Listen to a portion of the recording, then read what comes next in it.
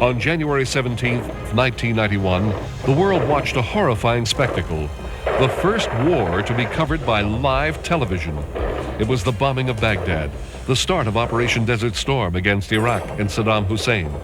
Television broadcast live pictures of Iraqi anti-aircraft guns firing at Allied warplanes that were dropping bombs on strategic targets only a few blocks away.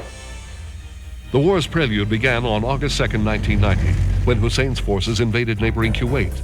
Iraq annexed the country because it claimed it had exceeded oil production quotas and flooded the world market, harming Iraq's economy. Iraq had long coveted the oil-rich desert kingdom, and taking it was a simple task for Saddam Hussein's army, the most powerful in the Middle East. The Kuwaiti ambassador to Washington asked the world for military help. We have appealed to all our friends around the world, including the United States, to come to our aid and assistance. Let me say that we would like to have military assistance in order to survive. The UN imposed embargoes and other sanctions on Iraq, aimed at forcing Iraq to withdraw. But Hussein refused. So President Bush called U.S. military reserve units into action, the first such mobilization for a foreign crisis since 1968, when American forces were sent to Vietnam. Elements of the 82nd Airborne Division, as well as key units of the United States Air Force, are arriving today to take up defensive positions in Saudi Arabia. I took this action to assist the Saudi Arabian government in the defense of its homeland. In Baghdad, Hussein turned 9,000 foreign workers and their families into hostages, using them as human shields against military action. They were released on October 1st, as Hussein's troops prepared for the mother of all battles.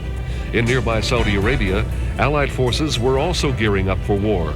Egypt, Syria, Britain, and other Western countries sent troops to join the mostly American force. From our newborn king to see Ba-ra-ba-bum-bum. By the end of December 1990, 467,000 Allied troops were poised at the Kuwaiti border.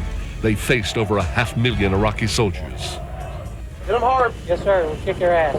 Okay. On January 17th, Operation Desert Storm was launched. Allied planes flew more than 110,000 combat missions using laser-guided smart bombs. Iraq responded by placing captured pilots near military targets. Iraq also launched Scud missiles at Israel, but failed to provoke the country into joining the conflict. On February 22nd, President Bush offered another ultimatum: accept all UN resolutions by February 23rd.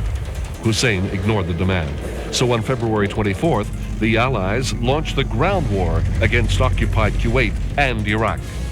Hussein was tricked into thinking the Allies would attack from the south and east, but Allied Commander Norman Schwarzkopf moved most of his attack forces from the west. Because you have avoided a frontal confrontation with them, are you going around or over, and is that why there's little opposition? We're going to go around, over, through, on top, underneath. Iraqi troops fled, but managed to set fire to 500 Kuwaiti oil wells. They were easily driven out of Kuwait City and north to the border. 10,000 were caught in a huge traffic jam leaving the city and were killed when they couldn't escape the Allied air onslaught. All right. You're all right. Within the first 2 days, 30,000 Iraqis surrendered. On February 27th, 100 hours after it began, President Bush ordered a ceasefire to Desert Storm. 110,000 Iraqi soldiers and thousands of Kuwaiti civilians died during the war. Only 340 Allied combat deaths were recorded, 148 of them American. While the war was a stunning military victory, the political results were less clear.